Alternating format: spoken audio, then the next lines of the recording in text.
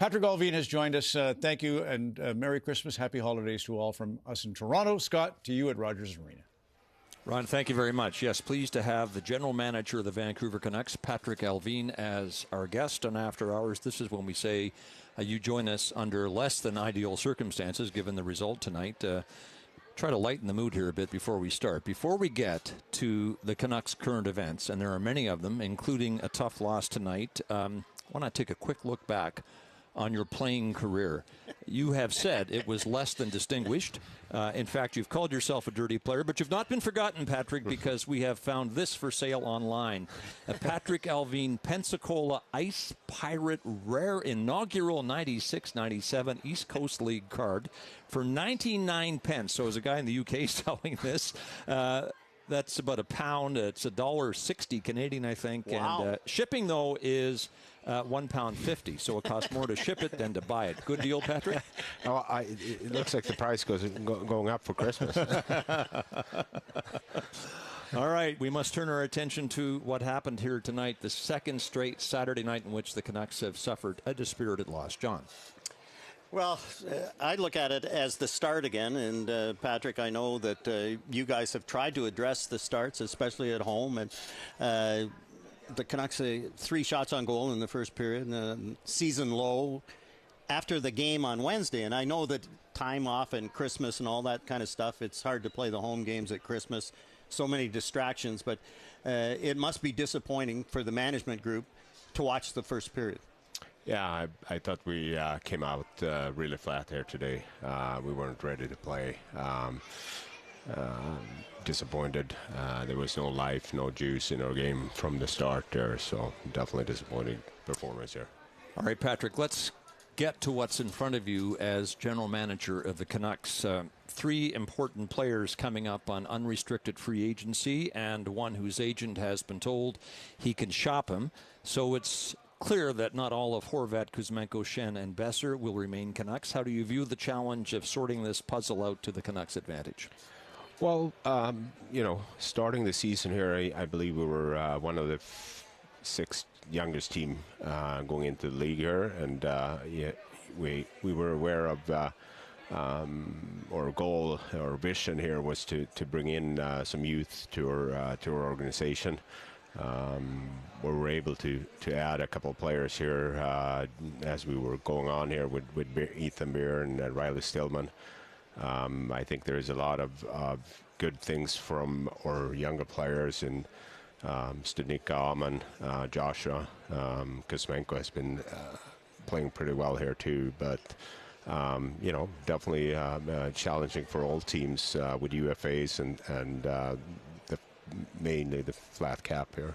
Well, so clearly you cannot share with us the specifics of negotiations with any player, but it got out this week that Bo Horvat has rejected the Canucks' latest offer, and now he's in trade mode.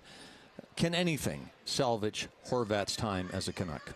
Yeah, I mean, I have a lot of respect for Bo Horvat as a player and a person here, and Bo knows where we stand, and he's been very good, very professional, playing very hard every night. So far, individual points has been very good for him, and anything can happen here, and we still have conversations. So you're on that topic. Braden Ursel asks a much more direct question: is this really your final offer to Bo Horvat? You know what? We're still talking. I had a meeting with Bo here in Calgary, and. We know where we stand, and he knows the situation here, and we'll see what happened here over the next couple of weeks, months.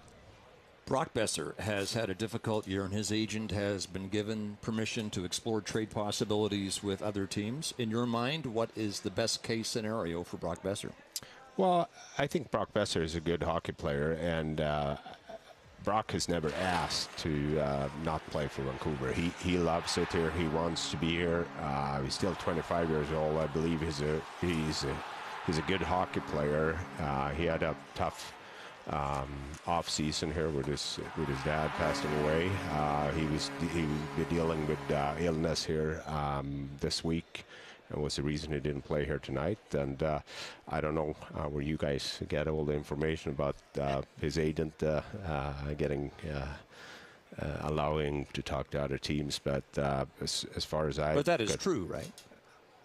I don't know who said that. I have never said it. So, all right. The R word, you've got two to choose from here. Retool or rebuild. Where do you stand on both? I think as a team in today's world, you're always building.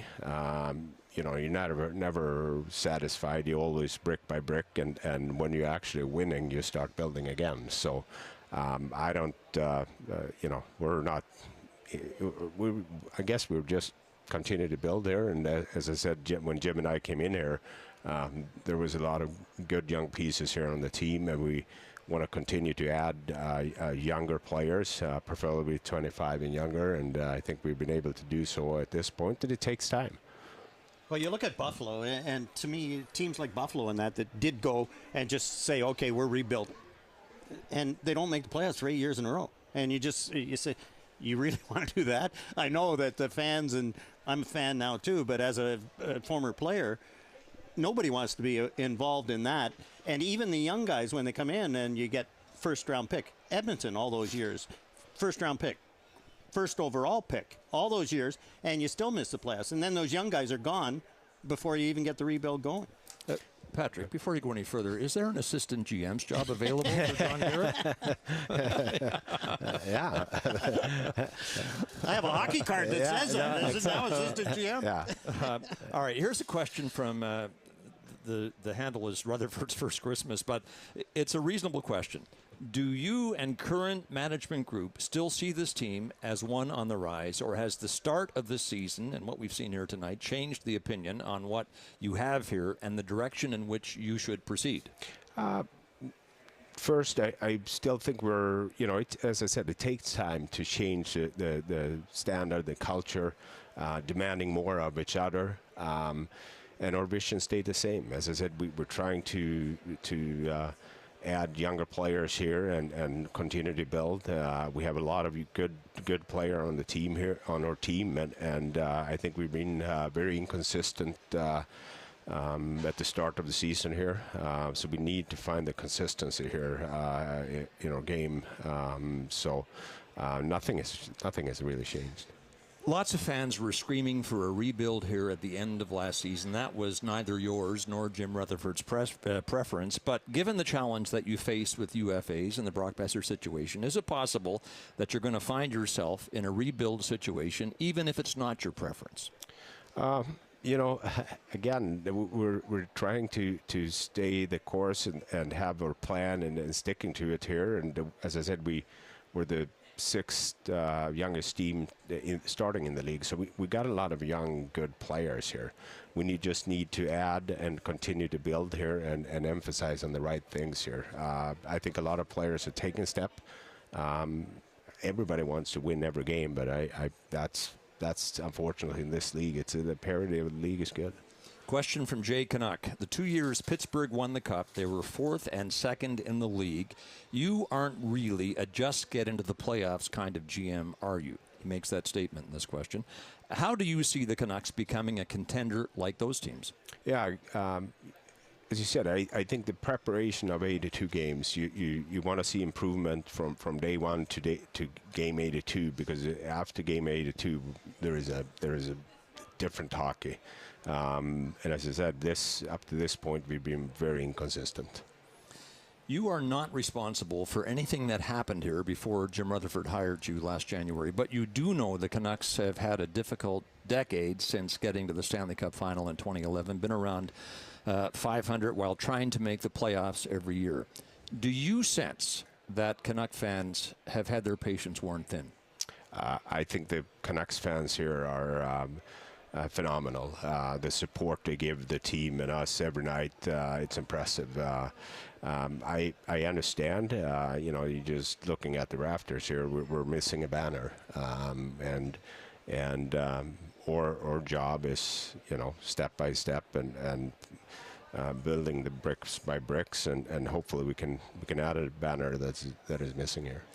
Quote from you at the end of last season. You said something to the effect of, we're not a contending team right now. We don't have the superstar. Would you think about walking back the superstar portion of that quote and say that Elias Pettersson is one now? You know what? Elias has been really good. Credit to him. He came prepared this summer, and it's showing us that he's capable of taking over and leading by example. Not just only scoring goals, but the way he plays a 200-foot game, the way he's been probably our most consistent player here. So I think he's on the rise, and it's great to see. Well, Patrick, on the power play tonight was to me that's a perfect example of Elias. He doesn't have a power play goal this year, but the other teams, they concentrate on him so much on the penalty kill that's why the power play has been clicking. Everybody else is open, JT and Bo, and they can cash in, and Elias gets all those assists on the power play. And without him tonight, the power play was dismal. Is a good yeah, we weren't very good on the power play, that's for sure. This is a question from Marcus in Gibsons, and given that Elias Pettersson's agent, J.P. Barry, said this week that he's quite open to a long-term contract extension, he asks, can we expect the club to offer max term to Pettersson once he's able to sign an extension? You know, that's something we this summer starting the discussion with Elias here and see where we are and where he is, and I'm sure we're going to figure it out. He's been a great player here for Vancouver Canucks his time here. I could dance around the words retool and rebuild for the rest of this interview, but it's not going to get us anywhere. So let's go back to your playing career. You tried North America at age 21. 97-98, you went back to Europe for 5 more seasons, including one with your hometown team, Leksand. Leksand has produced some pretty good players. Wanted to be a goalie. Number 30. There you go. You wanted to be a goalie. Knee injury, and you retired in 2002 with no idea what you were going to do until your wife, Marie, gave you the proper direction. In other words, she told you what to do, which was? You know, she said it was enough and go back to school and get a degree. And you were working in a bank? Yeah, I did. I started working in a bank there, and I missed the game too much. So what are the chances we could be talking to Patrik Allvin, bank manager? Not very good. It didn't last long, that's for sure. So you left university 2 semesters short of your degree to take a full-time scouting job with Pittsburgh. 6 years there, 3 Stanley Cups. The last 8 you worked for Jim Rutherford, who, as we said, hired you here last January. Duly noted that you were the first Swedish general manager in the NHL. What does that mean to you? I'm very proud and honored for the opportunity that I've been given here from Vancouver Canucks and the trust that Jim had in me, and I'm very excited to be part of this staff we have and what we're building and envision here moving forward. Spent a lot of time in Pittsburgh early in your career with the Penguins, crisscrossing the Atlantic Ocean, which obviously left Marie to hold down the home front with 2 children, and she certainly did not give up 2 semesters short of her degree. She went on to get her PhD in reproductive health, and that work has taken her all over the world. So your wife has made a difference in a lot of people's lives. What would you say about her? No, I think she's phenomenal. My wife has encouraged me to take all those steps, and you know, a lot of discussions at homes, and give her a lot of credit for all the support for myself and my 2 kids here. All right, Patrick, I want to thank you for taking the time to join us tonight. Yeah, thanks, guys, for having me here. There's Patrik Allvin, the general manager of the Vancouver Canucks, first year on the job. When we come back, Spencer Martin, the Canucks goaltender, will join us as we continue with After Hours.